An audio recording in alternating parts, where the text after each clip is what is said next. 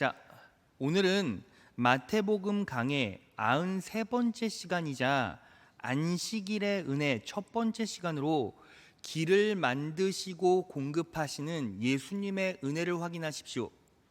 길을 만드시고 공급하시는 예수님의 은혜를 확인하십시오 라는 제목을 가지고 하나님 말씀 선포하겠습니다. 여러분, 오늘 본문 말씀 마태복음 12장 1절부터 2절을 보면 모든 문제의 발단이 되는 사건이 하나 나옵니다. 바로 말씀으로 가보겠습니다. 그 무렵에 예수께서 안식일에 밀밭 사이로 지나가셨다. 그런데 제자들이 배가 고파서 밀 이삭을 잘라서 먹기 시작하였다. 바리새파 사람이 이것을 보고 예수께 말하였다. 보십시오, 당신의 제자들이 안식일에 해서는 안 되는 일을 하고 있습니다. 바리새파 사람들이 안식일에 해서는 안 되는 일, 안식일 규례를 가지고 예수님을 압박하고 있죠. 자, 그러면 안식일에 해서는 안 되는 일이 뭡니까? 제자들이 밀 이삭을 잘라 먹는 것, 이거예요. 자, 그러면 우리가 생각해 봅시다. 왜 밀 이삭을 잘라 먹는 것이 안식일에 해서는 안 되는 일이죠? 말 그대로 밀 이삭을 자르는 것은 일이고 노동이기 때문이에요. 안식일 규례에서는 어떻게 말하고 있습니까? 안식일에는 아무 일도 하지 말라고 이야기하고 있습니다. 말씀 찾아보겠습니다. 출애굽기 20장 10절이에요. 다 같이 읽겠습니다. 시작. 제7일은 너의 하나님 여호와의 안식일인즉 너나 내 아들이나 내 딸이나 내 남종이나 내 여종이나 내 육축이나 내 문 안에 유하는 객이라도 아무 일도 하지 말라. 제7일은 안식일인즉 아무 일도 하지 말래요. 그런데 제자들은 밀 이삭을 잘라서 먹고 있었던 거죠. 그러면 여기서 이런 의문점이 하나 생깁니다. 그럼 목사님, 그러면 안식일에 허기도 채우지 말란 말입니까? 밥도 먹지 말란 이야기입니까? 라고 생각할 수가 있어요. 그러한 애매모호함 때문에 당시 유대인들은 안식일에 지켜야 할 규례를 39가지로 구분했습니다. 유대인의 경전 미시나를 보면 이렇게 나와 있어요. 첫 번째는 바느질 하면 안 돼요. 이 말은 무슨 뜻이냐면 집안일 하지 말라라는 거예요. 밭 가는 일, 바깥의 일도 하면 안 돼요. 세 번째, 농작물을 거두어 들이는 일. 지금 제자들이 이 법에 걸린 거죠. 왜요? 밀 이삭을 먹는 거, 그 자체가 뭐예요? 농작물을 거두어 들이는 일이잖아요. 네 번째, 곡식 단 묶는 일. 다섯 번째, 타작. 여섯 번째, 곡식 등을 까부는 일, 껍질 까는 일. 지금 이것도 걸리죠. 제자들이 밀 이삭을 먹으려면 껍질 까야 되니까요. 일곱 번째, 곡식이나 거두어 들인 것들 가운데서 좋은 것과 버릴 것을 고르는 일, 알곡과 가라지를 구분하는 일, 이것도 걸리죠. 왜요? 먹으려면 알곡과 가라지를 구분해야 되니까. 좀 더 볼까요? 21번째, 묶는 일. 22번째, 푸는 일. 두 글자를 쓰는 일, 두 글자를 쓰기 위해 두 글자를 지우는 일, 건물을 짓는 일, 그것을 부수는 일, 불을 끄는 일, 불을 켜는 일, 망치질, 물건을 한 곳에서 다른 곳으로 옮기는 일. 여러분, 이것들을 전부 다 하지 말아야 돼요. 하면 어떻게 됩니까? 자, 탈무드 118장 중반절로 보면 이렇게 나와 있어요. 이러한 금기사항들을 공공연하게 어기는 사람들은 우상숭배자로 여겼으며, 여러분, 우상숭배자가 되면 부정한 사람으로 치부돼서 어떻게 됩니까? 관계가 끊기죠. 아예 상종을 하지 않는다라는 거예요. 자, 그리고 금욕주의를 표방하고 있었던 SNF파의 다마스커스 계약을 보면 이러한 금지 조항들을 어겼을 때는 7년 동안 가두었다. 바꿔 말하면 7년 동안 사회생활을 할 수가 없었어요. 자, 그럼 여러분 잘 생각해 보세요. 여러분들이 이런 환경과 이런 상황 가운데서 신앙생활을 한다고 생각해 보세요. 그럼 여러분들은 어떻겠습니까? 여러분, 저는요 못 살아요. 너무 눌릴 것 같아요. 매주 주일마다 못 따지고 있어야 돼요. 내가 이거 했나 안 했나? 이거 했나 안 했나? 계속 내 신앙을요 율법으로 증명해 내야 되는 그런 상황들을 하루 종일 반복해야 된다는 거죠. 그럼 얼마나 힘들겠습니까? 여러분들은 이렇게 신앙생활 하고 싶습니까? 저는 절대로 못할 것 같거든요. 근데 이들은 했어야만 하죠. 왜요? 안 하면 지옥 가니까. 안 하면 구원받지 못하니까.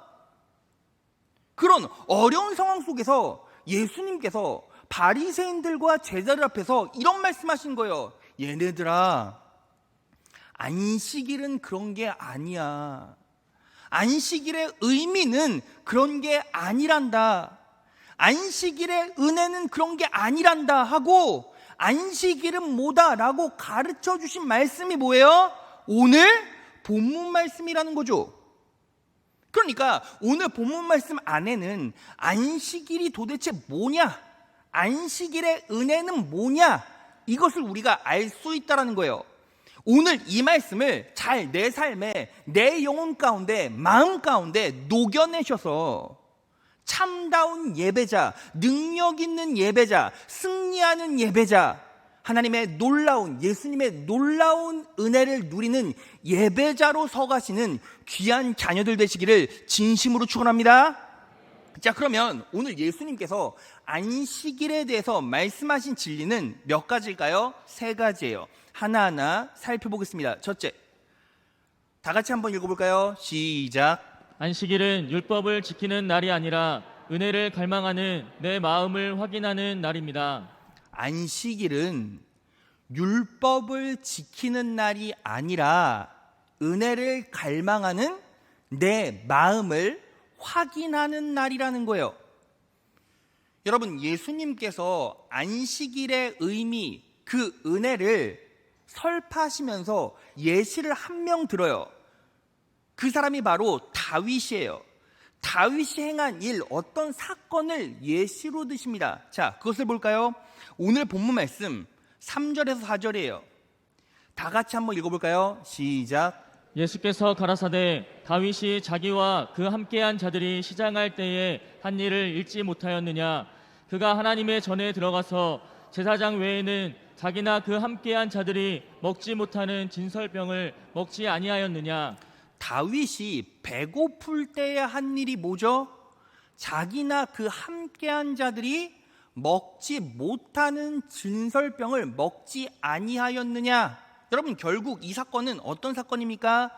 다윗이 진설병을 먹은 사건이에요. 여러분, 진설병이 뭐죠? 진설병은요, 하나님의 제단에 올려드리는 빵, 떡을 말해요. 그런데 이 진설병은 절대로 일반인이 만질 수도 없고 건드릴 수도 없어요. 오직 제사장들만 다루게 돼 있고 끝나면 제사장들이 먹었어요. 그런데 다윗이 진설병을 먹었다라는 거죠. 어떻게 그럴 수 있죠? 자, 이 사건의 초점은 정확하게 말하면 다윗이 왜 진설병을 먹었습니까? 이게 아니라 왜 제사장은 다윗이 진설병을 먹게 허락했느냐, 이게 핵심이에요. 여러분 잘 생각해 보세요. 다윗이 진설병 달라고 했어요. 그런데 제사장이 안 주면 끝 아닙니까? 그렇잖아요. 그런데 진설병을 줬다는 건 뭐예요? 이 준 이유가 핵심이라는 거죠. 자, 그러면 왜 이러한 사건이 일어나는지, 자, 그 상황으로 가봅시다. 사무엘상 21장 2절에서 3절이에요. 다윗이 제사장 아히멜렉에게 대답하였다. 아히멜렉에게 물었다라는 거죠. 나는 임금님의 명령을 띠고 길을 떠났습니다. 임금님이 나에게 임무를 맡기면서 부탁하시기를 나에게 맡기신 임무를 어느 누구에게도 알리지 말라고 하셨습니다. 그래서 부하들과는 약속된 곳에서 만나기로 하였습니다. 다윗이 제사장에게 얘기한 거예요. 비밀 임무를 띠고 있다. 뭐 이런 식으로 얘기한 거죠. 3절. 그런데 지금 제사장님이 혹시 무엇이든 가까이 가지신 것이 좀 없습니까? 여기서 가까이 가지신이라는 히브리어는 손에 수중에라는 의미예요. 그러니까 쉽게 말하면 이런 거죠. 아히멜렉 제사장님 혹시 수중에 먹을 거 가진 거 없습니까? 그러니까 바꿔 말하면 지금 다윗은 진설병 달라고 한 게 아니라 제사장들이 끼니 때 먹던 그냥 보통 빵 달라고 한 거예요. 그런데 그 빵이 제사장에겐 없었던 거죠. 그래서 제사장이 다시 다윗에게 이렇게 말합니다. 4절 상반절. 그러자 제사장이 다윗에게 말하였다. 지금 보통 빵은 끼니 때마다 먹는 빵은 내게 없고 있는 것은 거룩한 빵 진설병뿐입니다 라고 말하는 거예요. 자, 그러니까 이걸 어떻게 해석할 수 있습니까? 네가 먹을 빵 없어. 진설병밖에 없어. 이 말은 뭐예요? 못 준다는 뜻이죠. 왜요? 진설병은 일반인들이 먹을 수가 없으니까. 그게 율법이니까. 율법을 깰 수가 없으니까 못 주겠다는 거예요. 그런데 갑자기 이 아히멜렉이 마음을 바꿉니다. 그리고 조건을 딱 하나를 달아요. 자, 그 조건이 뭔지 볼까요? 4절 하반절. 그 젊은이들이 야, 너네들 당신들이 여자만 가까이 하지 않았다면, 여기서 여자만 가까이 하지 않았다는 게 뭐예요? 동침하지 않았다면, 남자들이 설정하지 않았다면 줄 수가 있습니다. 여러분, 당신은요, 여자랑 동침하는 건 부정한 거, 남자가 정액을 사정하는 건 부정한 거였어요. 그러니까 이 말은 무슨 뜻입니까? 너의 욕망을, 개인적인 욕망을 분출하지 않고 지금 이 여정까지 거룩함을 지켜냈다면, 정결함을 지켜냈다면 내가 진설병 줄게, 이렇게 말하는 거예요. 여러분, 놀랍지 않습니까? 제사장이요, 율법을 깨고 진설병 주겠대요. 그런데 다윗이 이 말을 듣고 뭐라고 말합니까? 자, 5절 보겠습니다. 다윗이 제사장에게 말하였다. 원정길에 오를 때 늘 그렇게 하듯이 이번에도 우리는 2, 3일 전부터 여자와 가까이 하지 않았습니다. 비록 이번 출정이 보통의 사명을 띤 길이기는 하지만 제가 출정할 때에 이미 부하들의 몸은 정결했습니다. 지금 나도 정결하고 부하들도 정결했다, 그 얘기하고 있는 거죠. 그러니 오늘쯤은 그들의 몸이 얼마나 더 정결하겠습니까? 지금 다윗이 제사장에게 뭐 하고 있어요? 정결합니다. 우리 다 정결해요 라고 말을 하고 있어요. 근데 놀라운 사실이 뭔지 아십니까? 이 제사장 아히멜렉은 이 말을 듣고 진설병을 줘요. 여러분, 진짜 이상하지 않습니까? 뭐가 이상합니까? 여러분, 말만 듣고 줘요. 여러분, 제사장이요, 다윗이 말은 했지만 정결한지 안 정결한지 어떻게 알아요? 눈으로 봤습니까? 눈으로 그 여정을 쭉 관찰했습니까? 관찰하지 않았잖아요. 자, 그리고 보세요. 다윗은 정결하다고 칩시다. 근데 부하들은요, 밤늦게 막 숲속으로 들어가서 이상한 짓 했을지 어떻게 알아요? 그렇지 않습니까? 그런데 제사장이 다윗의 한 말을 듣고 뭐라고 말해요? 그냥 진설병을 줘버린다고요. 그럼 왜 율법을 깨면서까지 진설병을 주었을까요? 이유가 있어요. 제사장은요, 다윗의 말을 통해 다윗의 마음을 본 거예요. 왜 그렇게 설명할 수 있죠? 여러분, 우리가 대화를 할 때 말을 가만히 듣고 관찰해 보면 그 말 안에는 항상 뭐가 있어요? 상대방의 마음이 담겨 있잖아요. 그러니까 이 제사장은 다윗의 말을 듣고 다윗의 마음을 헤아린 거죠. 예수님께서 마태복음 15장 16절에서 18절에 이렇게 말씀하셨어요. 예수께서 말씀하셨다. 너희도 아직 깨닫지 못하느냐? 입으로 들어가는 것은 무엇이든지 뱃속으로 들어가서 뒤로 나가는 줄 모르느냐? 18절 다 같이 읽겠습니다. 시작. 그러나 입에서 나오는 것들은 마음에서 나오는데 그것들이 사람을 더럽힌다. 입에서 나오는 것들은 마음에서 나오는데, 입에서 나오는 게 뭐예요? 말이죠. 말은 마음에서 나오는 데 이 뜻인 거예요. 자, 그러니까 말은 뭐예요? 마음이라는 거죠. 다윗의 말을 통해 제사장은 다윗의 마음을 헤아린 거예요. 자, 그러면 다윗이 어떤 마음을 가지고 있었는데요? 다윗이 어떤 마음을 가지고 있었죠? 그것을 유추해 볼 수 있는 장면이 딱 한 구절 속에 있어요. 여러분, 다윗이요, 제사장에게 떡을 달라고 했죠. 그런데 떡 몇 개 달라고 한지 아십니까? 말씀 찾아보겠습니다. 사무엘상 21장 3절. 빵 몇 덩이가 5덩이가 있으면 저에게 주십시오 라고 말해요. 여러분, 왜 한 덩이도 아니고 2덩이도 아니고 3덩이도 아니고 10덩이도 아니고 꼭 5덩이여야만 하죠? 이유가 있어요. 다윗에게 5이라는 숫자는 아주 특별해요. 바로 다윗에게 5이라는 숫자는 은혜를 갈망하는 마음이 녹아져 있는 숫자예요. 그걸 어떻게 할 수 있습니까? 여러분, 다윗을 이 자리까지 오게 한 동력이 무엇이었습니까?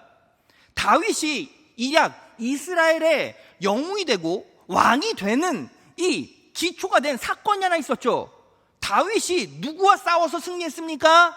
골리앗과 싸워서 승리했죠. 근데 어떻게 승리했죠? 다윗이 이렇게 말해요. 골리앗에게, 너는 칼과 단창으로 나가지만 나는 만군의 여호와의 이름으로 나간다 라고 선포하고 나가죠. 근데 그렇게 여호와의 이름으로 나간다 선포하면서 손에는 돌 몇 개 있었습니까? 5개가 있었어요. 자, 말씀 찾아보겠습니다. 사무엘상 17장 40절. 그리고서 그는 시냇가로 가서 매끄러운 돌 몇 개를 골라? 5개를 골라 그의 목양 주머니에 넣고 그가 양을 칠 때 사용하던 지팡이와 물매만 가지고 블레셋 거인 골리앗을 향해 나아갔다. 자, 그러니까 여러분, 이 돌 5개는 어떤 의미가 있죠? 너는 칼과 단창으로 나가지만 나는 만군의 여호와의 이름으로 나아간다면서 손에 돌 5개. 그러니까 돌 5개는 여호와의 이름, 하나님의 은혜를 갈망하는 마음이 이 돌 5개에 녹아져 있겠죠. 여러분, 지금 다윗이 아히멜렉에게 비밀 임무를 수행하고 있습니다 라고 말하지만 실상은 지금 어떤 상황이에요? 사울에게 쫓기고 있었어요. 사울이 다윗을 죽이려고 했잖아요. 그러니까 지금 다윗이 도망 다니고 있었다고요. 도망 다니고 있었을 때 사울과 대면하고 싸워야 돼. 그 상황 가운데서 다윗이 생각한 건 뭐밖에 없었겠어요? 오직 이 상황을 극복할 수 있는 방법은 오직 하나님의 은혜밖에 없습니다. 온통 그 마음 가운데 하나님의 은혜를 갈망하는 마음만 있었을 거란 말이죠. 그리고 나서 성전에 딱 도착했어요. 그리고 나서 빵 몇 개 달래요? 5개 달래요. 자, 그럼 그 빵 안에는 하나님의 은혜가 나에게는 절실하게 필요합니다. 그러니까요, 이 아히멜렉이 그 마음을 보고 율법을 깨고 진설병을 준 거예요. 자, 그럼 여기서 우리는 직관적으로 의심을 하나 해봐야 돼요. 어떤 의심이요? 아히멜렉이 그 마음을 어떻게 알아요? 그냥 빵 달라고 하는 게 단데 어떻게 다윗의 마음을 알죠? 그리고 어떻게 그 마음을 알고 율법을 깨뜨리고 진설병을 줍니까? 여러분, 인간은 그럴 수가 없어요. 자, 그러면 아히멜렉의 마음 가운데 뭐가 있었다는 거예요? 따라해 볼까요? 예수의 마음. 자, 그러니까 아히멜렉은 결국 누구를 예표해요? 예수 그리스도를 예표한다는 거예요. 아, 목사님, 아히멜렉이 예수 그리스도를 예표한다는 증거가 있습니까? 증거가 너무 많아요. 제가 설명해 드릴게요. 여러분, 아히멜렉이 결국 하나님의 떡, 진설병을 다윗에게 주고 나서 어떻게 됩니까? 사울에게 칼 맞아 죽어요. 사울에게 죽는다고요. 자, 그러면 아히멜렉이 다윗에게 준 떡 안에는 누구의 목숨이 있어요? 아히멜렉의 목숨이 담겨져 있죠. 목숨, 자신의 생명이 녹아져 있는 떡을 다윗에게 준 거예요. 예수님께서 뭐라고 말씀하셨습니까? 요한복음 6장 35절 다 같이 읽겠습니다. 시작. 예수께서 이르시되 나는 생명의 떡이니 예수께서 이르시되 나는 생명의 떡이래요. 여러분, 우리는요 어떻게 영생을 소유하게 되었습니까? 예수라는 떡을 먹고. 예수님께서 십자가에 못 박혀 돌아가셨죠. 자기를 내어주셨잖아요. 그 은혜를 우리가 떡처럼 씹어먹고 우리는 무엇을 소유하게 되었습니까? 생명을 소유하게 되었다는 거죠. 살아갈 수 있는 능력, 영원히 살아갈 수 있는 능력을 소유하게 된 겁니다. 믿으십니까? 다윗은요 아히멜렉의 목숨이 녹아져 있는 떡을 먹고 살아갈 수 있는 힘을 얻죠. 또 있습니까? 또 있어요. 여러분, 아히멜렉이요 예수님을 예표한다는 증거. 떡 말고 하나를 다윗에게 더 줍니다. 뭘 줍니까? 검을 줘요. 검을. 사무엘상 22장 10절 다 같이 읽겠습니다. 시작. 그때에 아히멜렉이 다윗이 해야 할 일을 주님께 여쭈어 보고 나서 그에게 먹을 것도 주고 블레셋 사람 골리앗의 칼도 주었습니다. 자, 보세요. 아히멜렉이 다윗의 해야 할 일을 누구에게 여쭤봐요? 주님께, 하나님 아버지께 여쭤보고 나서, 자, 그러면 이 먹을 것과 칼 안에는 누구의 뜻이 담겨 있겠습니까? 하나님의 뜻이 담겨 있죠. 그에게 먹을 것을 주고 뭐 줬어요? 진설병 줬죠. 그리고 뭐도 줬어요? 블레셋 사람 골리앗의 칼도 줬죠. 자, 그러면 그 칼은요 누구의 뜻이 담겨 있어요? 하나님의 뜻이 담겨 있죠. 자, 그러면 이 칼 안에는 어떤 의미가 녹아 있습니까? 어떤 상황에서도 하나님의 뜻을 구현하기 위해서, 이스라엘의 구원을 위해서 사울과 싸워내라, 사울과 싸워내라, 그 의미가 검에 담겨 있죠. 자, 그런데 잘 생각해 보세요. 사울과 다윗의 관계는 어떻습니까? 다윗은요 사울의 둘째 딸 미갈과 결혼했죠. 자, 그러니까 사울과 다윗의 관계는 장인과 사위의 관계, 아버지와 아들의 관계예요. 자, 그러니까 아히멜렉이 아버지랑 싸우라고 아들에게 칼을 준 거예요. 자, 이게 누구의 모습과 똑같습니까? 예수님의 모습과 똑같죠. 자, 말씀 찾아보겠습니다. 마태복음 10장 34에서 35절 다 같이 읽겠습니다. 시작. 내가 세상에 화평을 주러 온 줄로 생각지 말라. 화평이 아니요 검을 주러 왔노라. 내가 온 것은 사람이 그 아비와 딸이 어미와 며느리가 시어미와 불화하게 하려 함이니. 예수님께서 이 땅에 검을 주러 오셨대요. 사람이 그 아비와 다윗이 사울과 똑같죠. 불화하게 하려 함이니, 이 말은 예수님께서 검을 주신 이유가 가정 파탄나게 한다라는 그 뜻이 아니라 하나님의 뜻, 하나님의 뜻을 따라 살기 위해서는 어떠한 관계 가운데서도 불화가 일어날 수 있고, 그런 불화가 일어났을 때 끝까지 싸워 이겨야 한다라는 개념이에요. 믿으시는 분 아멘? 자, 그러니까 아히멜렉은 검을 줬죠. 네 장인과 사위와 싸우라. 하나님의 뜻과 하나님의 정의를 위해서 이 검을 들어라 하고 검을 줬어요. 그러니까 아히멜렉은 결국 누굴 예표합니까? 예수 그리스도를 예표하죠. 자, 그러면 아히멜렉이 다윗에게 진설병을 줘서 먹겠다라는 거 뭐예요? 마음을 보고 하나님께 은혜를 갈망하는 다윗의 마음을 보고 무엇을 깼다? 율법을 깼다는 거예요. 믿으시는 분 아멘? 자, 그러니까 안식일에는 뭐 하는 날입니까? 자, 안식일을 설명하기 위해서 이 예화를 들어주신 거잖아요. 자, 그러니까 안식일은 어떤 날이에요? 예수님께서 여러분들의 행위와 여러분들의 노동, 일을 보시는 것이 아니라 여러분들의 마음을 보신다는 거예요. 그런데 어떤 마음? 은혜를 갈망하는 마음, 예수님의 은혜를 갈망하는 그 마음만 보신다는 거예요. 믿으십니까? 이게 왜 그렇게 중요합니까? 이유가 있어요. 이 시대를 살아가는 많은 그리스도인의 모습이 어때요? 52주 52번 따박따박 다 나오는 성도들도 많죠. 그런데 그분들에게 물어보고 싶어요. 여러분들의 마음은 어떻습니까? 여러분, 이 자리에 앉아있죠? 어떤 분들은 내가 직분자니까, 집사권사 장로니까 어쩔 수 없이 이 자리에 끌려와. 왜요? 체면이 있으니까, 율법에 묶였으니까, 안 오면 답답하니까, 안 오면 저주받을까봐 이러고 앉아있는 거예요. 그런데 문제는 뭐죠? 그 마음 가운데 감동이 없어요. 감정이 없어요. 예수님을 향한 은혜를 갈망하는 마음이 없어요. 그냥 앉아있는 거예요. 막연하게. 여러분, 이 시대를 살아가는 많은 그리스도인들, 직분자들, 심지어는 목회자들까지 그렇게 강단을 지키고 주의를 지켜요. 여러분들의 심령 가운데는 예수 그리스도를 향한 은혜를 갈망하는 마음이 지금도 작동하고 있습니까?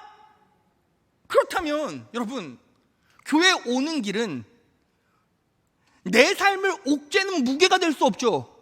왜요? 은혜를 갈망하면 그 갈망하는 마음 주시고, 그 갈망하는 마음을 확인하시고 역사에 가시니까.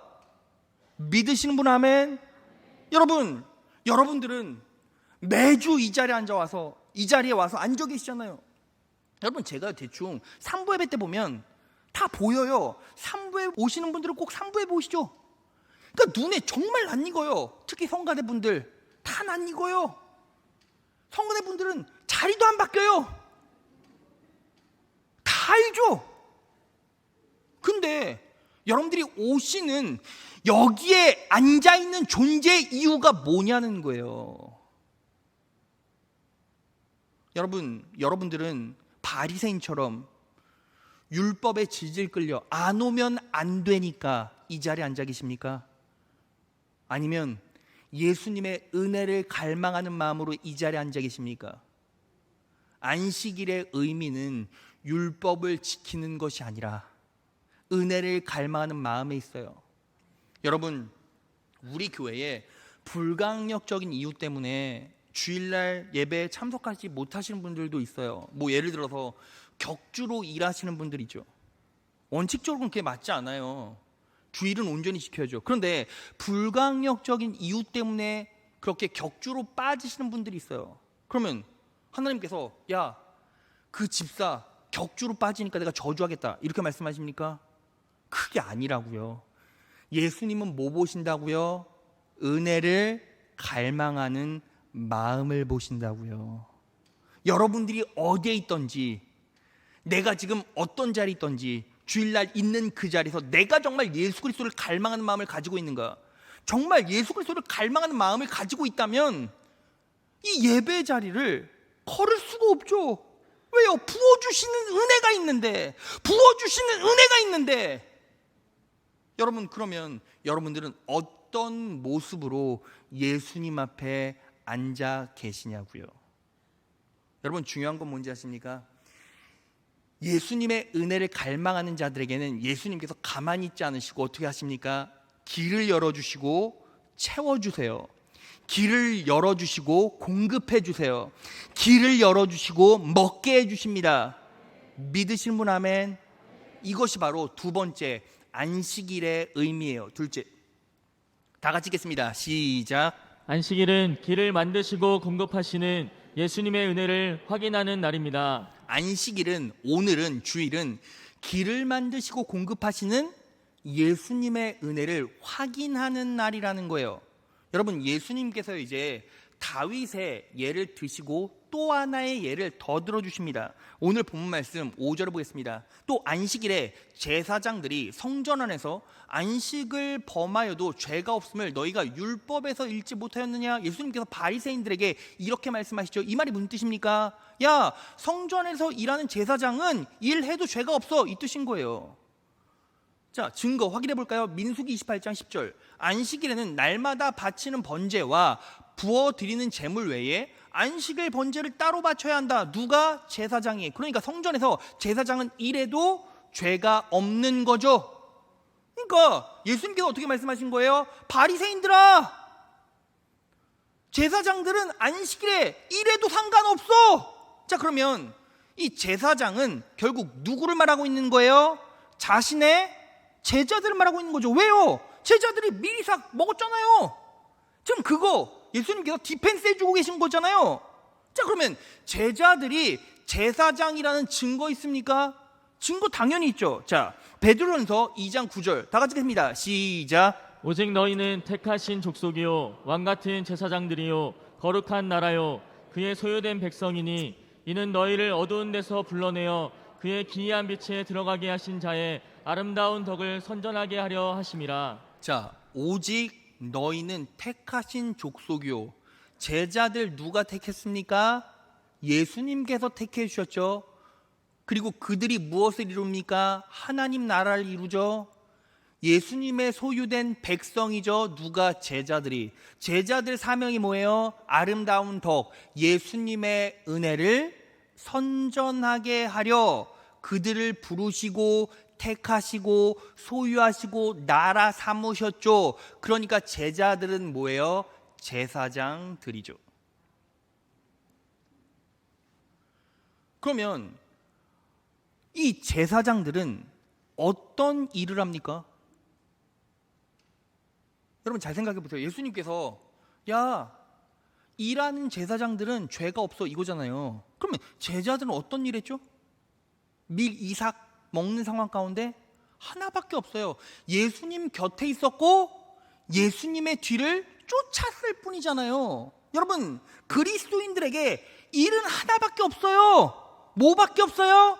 예수님과 동행하고 예수님의 뒤를 쫓는 것. 이게 그리스도인의 일의 다예요. 그랬을 때 어떻게 역사하십니까? 길을 열어주시고 먹여주시고 공급해주시고 채워주시죠. 믿으십니까? 어떻게 할 수 있죠? 오늘 1절이 분명히 말하고 있습니다. 자, 너무너무 중요해요. 다 같이 읽겠습니다. 시작. 그때 예수께서 안식일에 밀밭 사이로 가실새 제자들이 시장하여 이삭을 잘라 먹으니. 예수께서 안식일에 주일에 밀밭 사이로 가실새, 여러분 한번 의심해 보세요. 왜 이스라엘에 고을에 길도 많고 하는데 왜 밀밭으로 가십니까? 그렇지 않습니까? 멀쩡한 길 놔두고 왜 밀밭으로 가시죠? 이유는 두 가지가 있어요. 자, 그림 보여주세요. 자, 밀밭이에요. 밀밭인데 예수님께서 밀밭을 걸어가십니다. 그런데 밀밭을 걸어가니까 제자들이 뭐 하는 거예요? 뒤에서 붙어서 밀이삭을 잘라서 먹기 시작해요. 자, 그러면 어떤 일이 벌어집니까? 밀밭 길이 만들어지죠.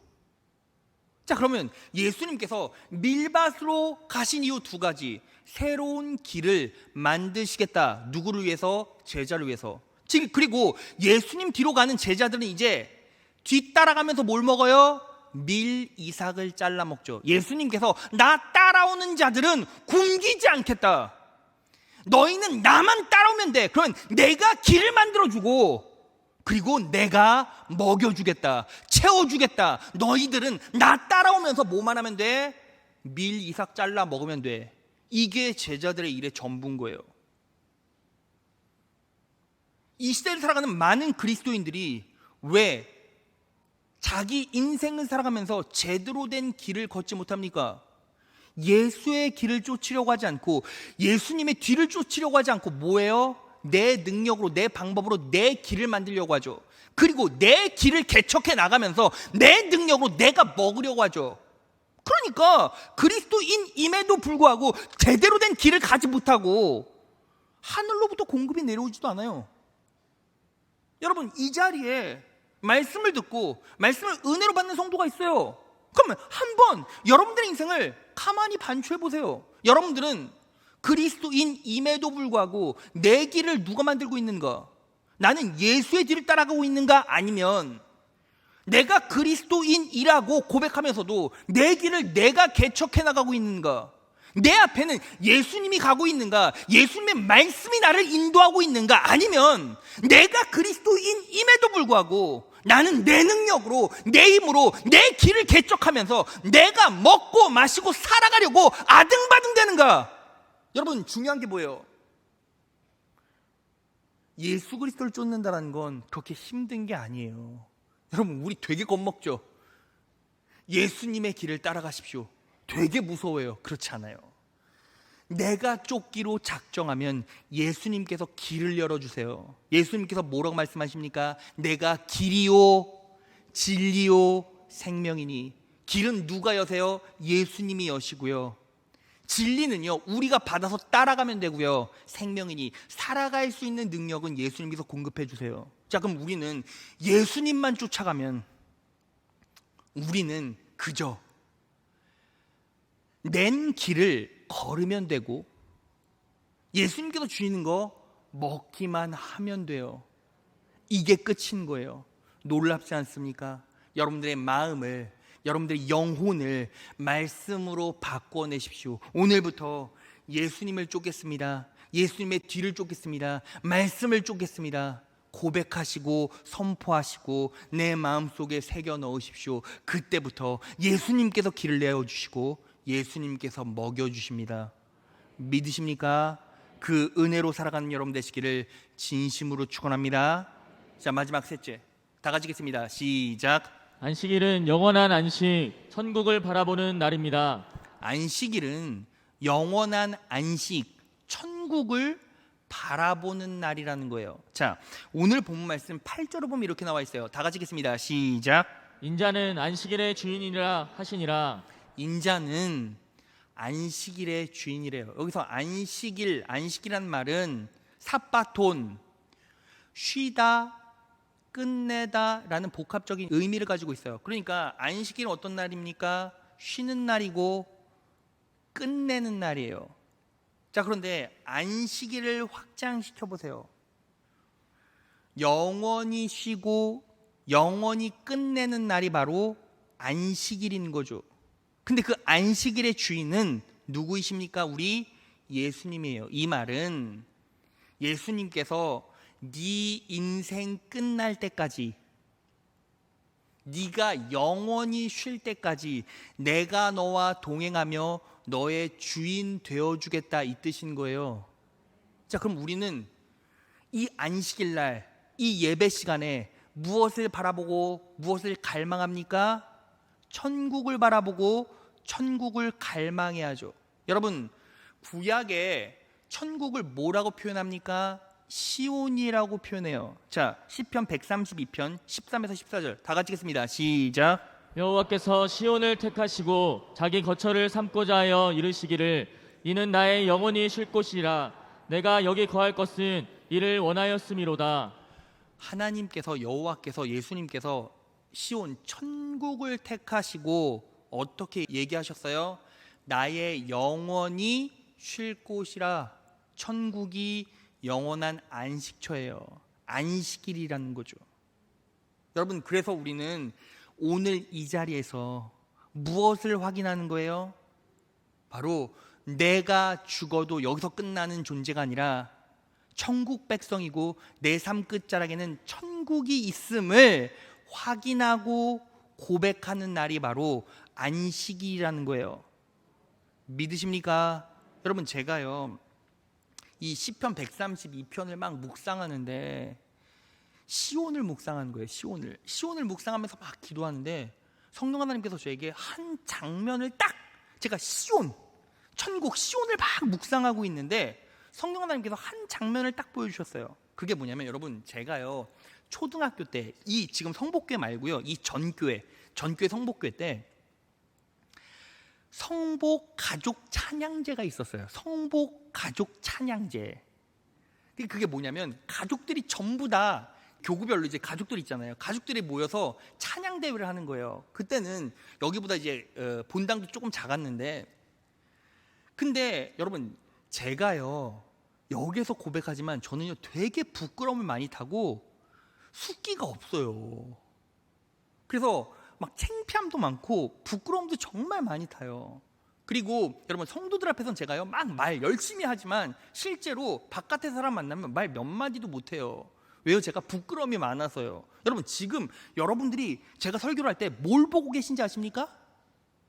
기적을 보고 계신 거예요. 지금 제가 여기서 서서 말한다는 것 자체가 기적이에요. 성령 하나님의 능력이에요. 믿으시는 분 아멘. 네, 그렇다고 너무 부끄럽진 않고요. 근데 여러분, 그러다 보니까 가족 찬양제 한다고 하니까 제가 막 얼마나 싫었겠어요. 엄마한테, 어머니 저는 절대로 못 써요. 아버지한테, 아버지 저는 절대로 서기 싫습니다. 찬양대 못할 것 같아요. 찬양제. 그랬더니 원로 목사님이 그럼 하지 마라. 끝내셨어요. 근데 이제 토요일 날 순서지가 나오잖아요. 순서지가 나오는데 찬양제 우리 참석 안 해요. 우리 출전 안 해요. 근데 특송 당회장 목사 가족 딱 써 있는 거예요. 특송. 출전을 안 하고 특송은 안 돼. 특송을. 그래서 여러분, 제가요 그때 저 못하는데요, 특송이래 해서 연습했어요. 근데 그 찬양이 뭔지 아세요? 그 찬양이 지금은 순례자의 노래로 바뀌었는데 그때는 저 멀리 배는 나의 시온성이었어요. 저 멀리 배는 나의 시온성. 저 멀리 배는 나의 시온성, 오 거룩한 곳 아버 내 삶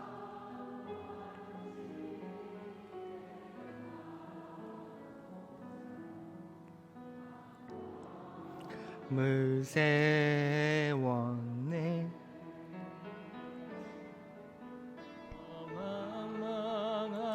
바다 위에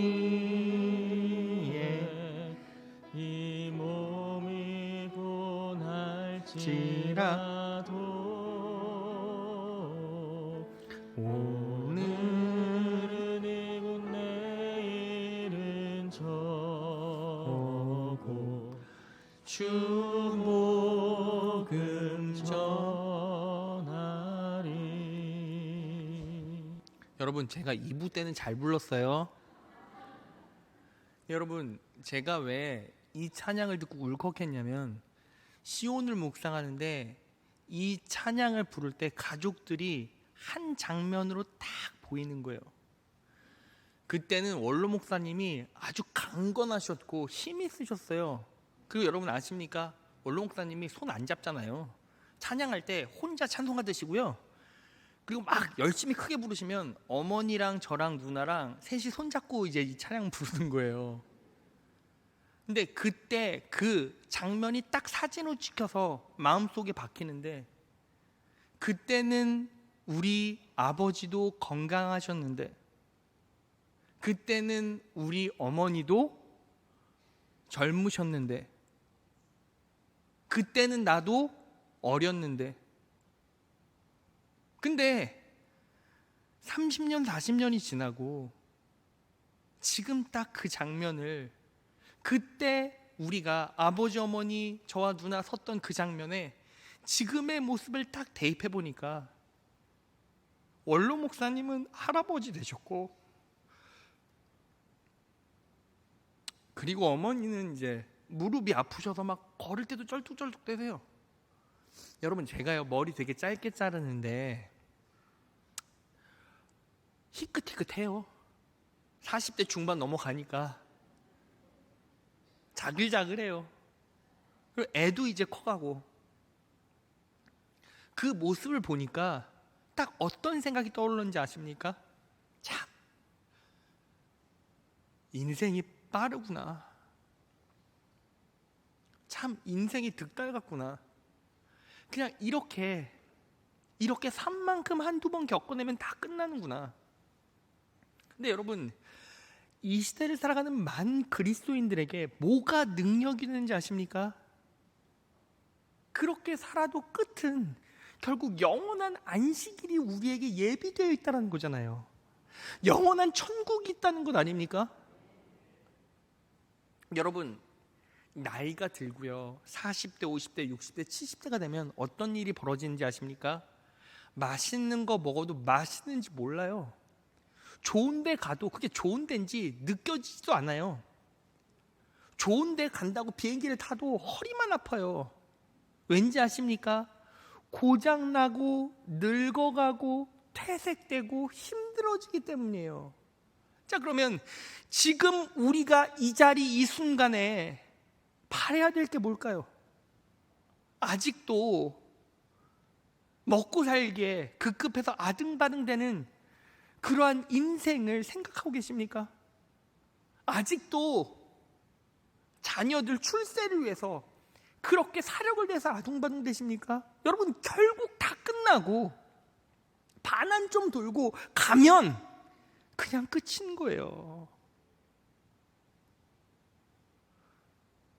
여러분, 제가요, 우리 부모님, 가족들 생각하면 막 가슴이 아려와요. 그런데 하나님께서 저에게 주신 기대감과 소망이 뭔지 아십니까? 천국에서 만날 거잖아요. 그럼 여러분들은 지금 이 예배 자리에서 무엇을 갈망하고 무엇을 기대하고 내 삶의 존재 이유와 가치가 뭐냐, 그것을 정리하고 정의하고 살아가고 계시냐고요. 이게 정확하게 정리가 안 되면 이 자리에 와 있는 게 헛것이에요. 우리의 신앙이, 우리의 믿음이 확신이 아니라 망상이 돼버려요. 여러분, 분명히 기억하십시오. 안식일은, 이 자리는요,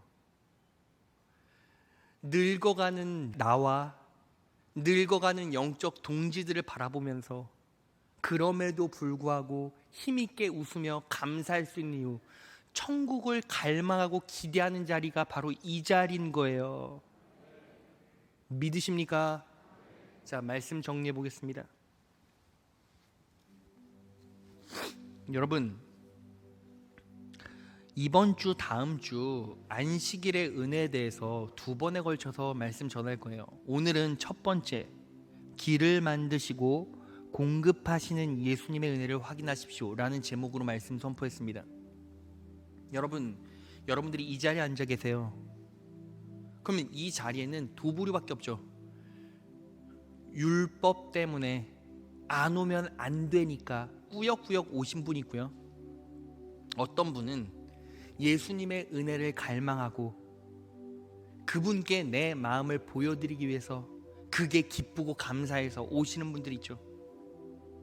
여러분, 인생은 한 번뿐이고 우리 예수님께서 여러분들을 기가 막히게 불러주셨잖아요.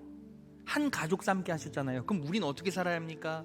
매 순간 이 자리에서 예수님께서 부어주시는 은혜를 갈망해 보세요. 마음에 담아보시고 삶에 적용해 보세요. 그러면 우리 예수님께서 책임져 주시고 은혜 베풀어 주십니다. 예수님께서 길을 열어주시고 때마다 시마다 밀 이삭을 잘라 먹게 하시는 거예요. 그러면 우리는 염려할 필요가 없어요. 걱정할 필요가 없어요. 예수님의 뒤를 쫓으면, 말씀의 뒤를 쫓으면 공급해 주시는 예수님의 은혜를 바라보며 힘들어도 지금을 버티고 이겨낼 수 있는 거죠. 왜요? 우리 지금 죽어도 천국 가니까. 우리 삶의 끝자락에 뭐가 있습니까? 영원한 시온 천국이 있잖아요. 여러분, 우리가 마지막 삶을 살 때 내 인생 하나님께, 예수님께 온전히 의지하고 은혜를 갈망하며 살았으며 그래서 기쁘고 감사합니다 라는 입술 고백하고 하나님 나라 가면 끝 아닙니까? 이 모든 것들을 확인하는 자리가 바로 안식일이라는 거예요. 여러분, 율법에 얽매여 살지 마십시오. 눌려 살지 마십시오. 단 예수님의 은혜를 매 순간 갈망하고 그 믿음으로 사십시오. 예수님께서 여러분들의 삶에 살아왔던 공로를 보시고 역사하시는 것이 아니라 마음 보시고 역사해 가십니다. 그리고 천국을 갈망할 때에 비로소 내 영혼은 깊은 안식과 평안을 누릴 수 있을 것입니다.